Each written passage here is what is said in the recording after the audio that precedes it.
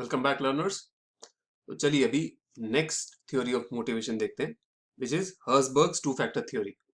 अब ये theory develop की थी फ्रेडरिक हर्सबर्ग ने, और इसको डुअल फैक्टर थ्योरी भी कहा जाता है। डुअल फैक्टर क्यों कहा जाता है इसे? बिकॉज हर्सबर्ग ने जो sources of satisfaction and dissatisfaction होते हैं एम्प्लॉयज को, उसको ग्रुप किया था टू इंडिविजुअल ग्रुप्स के अंदर। एक हाइजीन फैक्टर्स, दूसरा मोटिवेटर्स। नाउ हाइजीन फैक्टर्स किस तरह के हो सकते हैं आपके?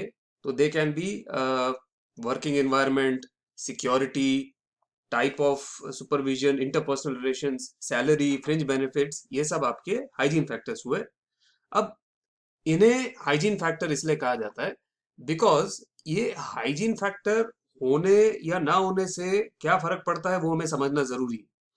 नाउ हाइजीन फैक्टर्स इसलिए बोलते हैं बिकॉज अगर ये फैक्टर्स नहीं हुए, if these factors are not there, so it will lead to job dissatisfaction. But ये कहने के बाद मैं इमीडिएटली ये बोलना चाहूंगा, अगर आप हाइजीन फैक्टर्स प्रोवाइड कर देते हैं तो इसका ये मतलब नहीं है कि it will lead to job satisfaction. नहीं, it will not directly convert over here. In fact अगर आप हाइजीन फैक्टर्स अगर अप्लाई कर देते हैं, अगर अपने एम्प्लॉयज को हाइजीन फैक्टर्स दे देते हैं, तो it will at the most it will bring your motivational level to zero. 2 minute के लिए आप ऐसे मान लीजिए कि ये एक स्ट्रेट लाइन है, ये एक लाइन है। यहां पे आप, एक सेकेंड,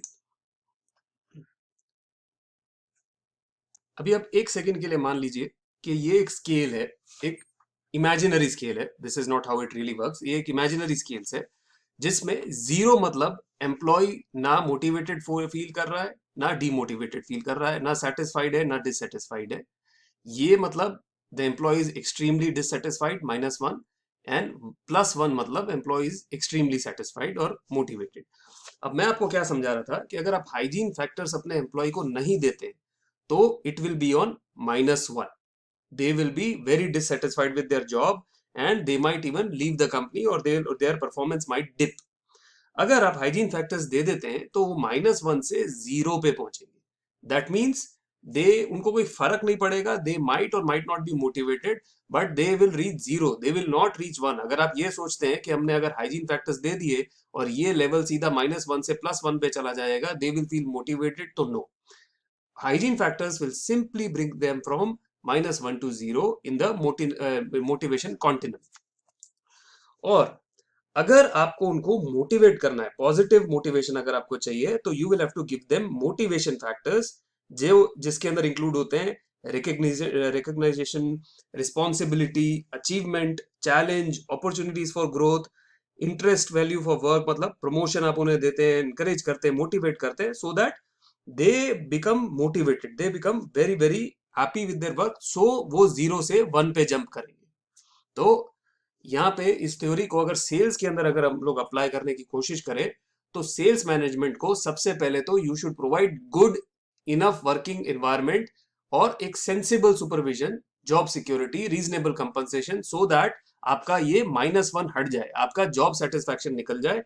तो ये सब जो हम लोगों ने बात की, ये बने आपके hygiene factors according to Herzberg's theory.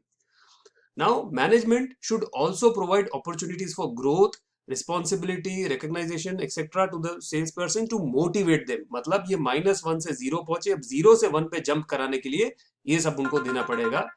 अब सैलरी पे की जो हम लोग बात करते हैं, इट कैन बी बोथ। आप इस डायग्राम में भी देखिए तो ये दोनों कॉन्टिनम्स में आती है। Salary is also a hygiene factor, it can also be a motivator. कैसे? तो बेसिक सैलरी तो हर एक एम्प्लॉय को चाहिए, कोई फ्री में तो काम करेगा नहीं। तो first of all it is an hygiene factor कि भाई अगर मुझे पगार नहीं मिलेगी तो मैं काम ही नहीं करूंगा। बट सैलरी के ऊपर जो आप कमीशंस देते हैं, इंसेंटिव देते हैं, परफॉर्मेंस बेस्ड इंसेंटिव्स देते हैं, they are also, even though they form a part of compensation, even they वो एम्प्लॉय को पैसा मिलता है, but they become as a motivational factor. So that's the reason salary is a hygiene factor, while commission or performance incentives are motivational factors.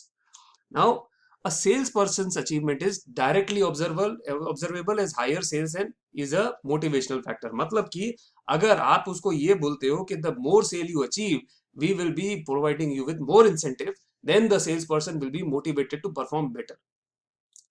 कुछ sales person ऐसे होते हैं, they enjoy higher degree of responsibility, authority.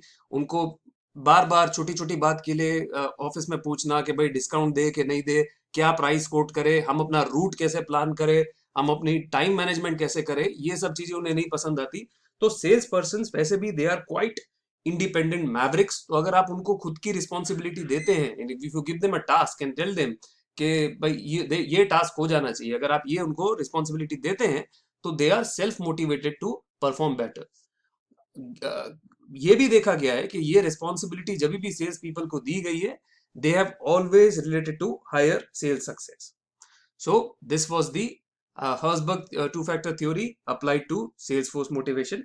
Next video, we will check out Vroom's expectancy theory. I really love that theory. So click on the video and move on to the next theory.